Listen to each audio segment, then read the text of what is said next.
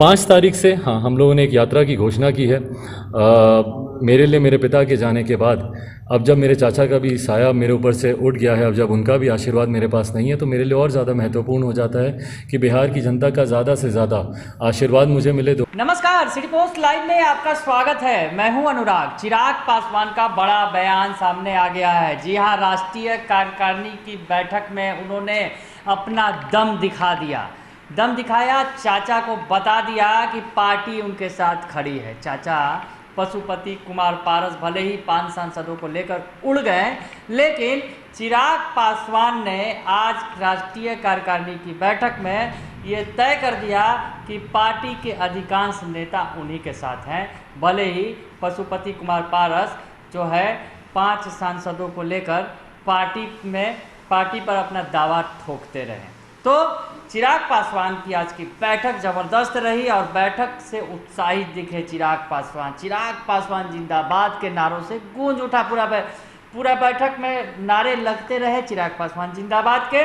तो इस बीच चिराग पासवान भी खासे उत्साहित दिखे। इस मौके पर उन्होंने ऐलान कर दिया कि पापा के बर्थडे यानी 5 जुलाई आज खास दिन भी है। आज फादर्स डे है। सारी दुनिया अपने पापा को विश कर रही है, अपने बच्चे जो हैं अपने पापा को विश कर रहे हैं। फादर्स डे का मौका है, वर्ल्ड फादर डे है।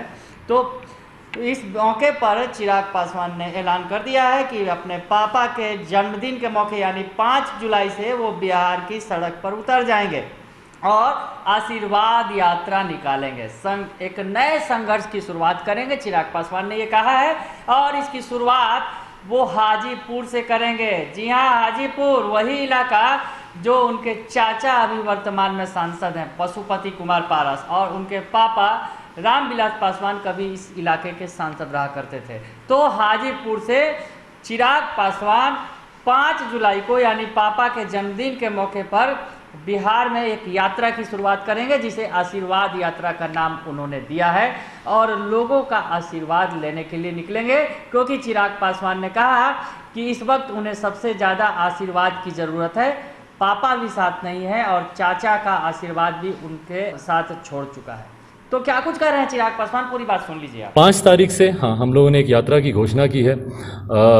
मेरे लिए मेरे पिता के जाने के बाद अब जब मेरे चाचा का भी साया मेरे ऊपर से उठ गया है, अब जब उनका भी आशीर्वाद मेरे पास नहीं है तो मेरे लिए और ज़्यादा महत्वपूर्ण हो जाता है कि बिहार की जनता का ज़्यादा से ज़्यादा आशीर्वाद मुझे मिले। 2020 के चुनाव में हम लोगों ने देखा जिस तरीके से जनता का प्यार, जनता का समर्थन मुझे मिला। तो आज वही आशीर्वाद लेने, क्योंकि कहीं ना कहीं अपनों ने हाथ खींच लिया आशीर्वाद देने से, अब वही आशीर्वाद लेने मैं जनता के बीच जाऊँगा। 5 तारीख को पापा का जन्मदिन होता है। ये जन्मदिन जब तक पापा थे तो हम लोग बहुत धूमधाम से मनाते थे, अच्छे से मनाते थे। पर इस बार भी हम लोग चाहते हैं कि पापा का जन्मदिन जैसे हर साल मनाया जाता है देश के हर एक ज़िले में, उसी तरीके से मनाया जाए। पर हाँ, उसी दिन से मैं एक नए संघर्ष की भी शुरुआत करूँगा। पापा की कर्मभूमि हाजीपुर से मैं इस आशीर्वाद यात्रा की मैं शुरुआत करना चाहूँगा। और 1.5-2 महीने की उस यात्रा, उसका पूरा स्केड्यूल जैसे तैयार होता है आप सबके सामने आएगा।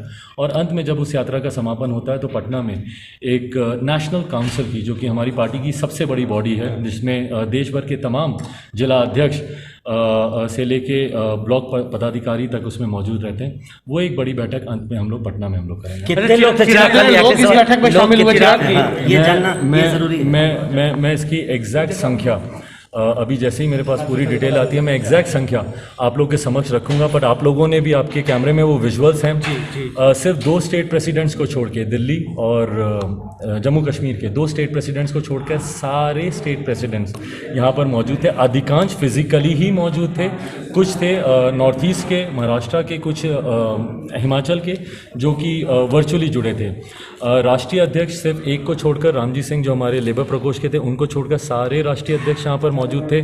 अधिकांश यहाँ पर हमारे राष्ट्रीय महासचिव, राष्ट्रीय सचिव, जितने भी राष्ट्रीय हमारे नेशनल एग्जीक्यूटिव के जितने भी मेंबर्स हैं, वो अधिकांश संख्या में, लगभग मेरी जानकारी अभी तक जितनी है 90% लोग यहाँ पे मौजूद थे। एग्जैक्ट संख्या एक बार जानकारी मेरे पास आती है तभी मैंने मीडिया के सामने रखा। और ये वही राष्ट्रीय कार्यकारिणी की बैठक है जो कि अक्सर आप लोग कवर करते रहे हैं। ये वही चेहरे हैं, कोई ये नहीं कह सकता कि मैंने नए चेहरों को यहाँ पर बैठाकर, ये वही लोग हैं जो लंबे समय से पार्टी के साथ जुड़े हुए हैं, वही सारे प्रदेश अध्यक्ष यूटी के अध्यक्ष हैं जो लंबे समय से पार्टी के साथ जुड़े हुए हैं। तो जो लोग ये दावा करते हैं कि उनके पास राष्ट्रीय कार्यकारिणी है, राष्ट्रीय कार्यकारिणी के कई प्रोसेसेस हैं जो हमारे संविधान में निर्धारित किए गए हैं। पहले तो कोरम ही पूरा करने के लिए आपको कम से कम 30 सदस्य होना ज़रूरी है, जिसमें इन्होंने स्वतः अपने आप को, पशुपति कुमार पारस जी ने जिस कार्यकारिणी में इन्होंने अपने आप को राष्ट्रीय अध्यक्ष घोषित किया, मैं जानना चाहता हूं कि उसमें कितने सदस्य थे।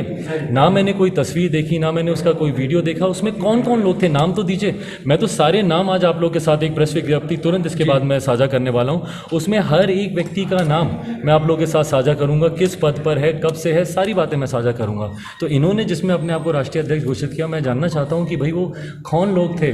और उसके बाद जो नई कार्यकारिणी इन्होंने 6-7-8 लोगों की बनाई है, मेरे हिसाब से, मेरी जानकारी में सिर्फ मात्र 2.5 का भी आंकड़ा पूरा नहीं हुआ, मात्र 9 लोग ऐसे हैं जो इन लोगों के साथ गए हैं।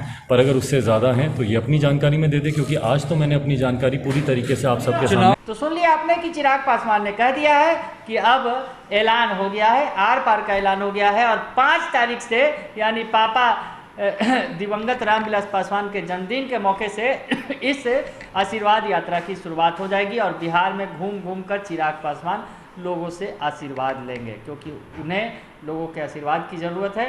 पापा का आशीर्वाद उनके साथ है, हालांकि चाचा ने साथ जरूर छोड़ दिया है। बने रहिए आप सिटी पोस्ट लाइव के साथ, तमाम खबरों के साथ हम आपको अपडेट कराते रहेंगे। फिलहाल के लिए इतना ही, धन्यवाद।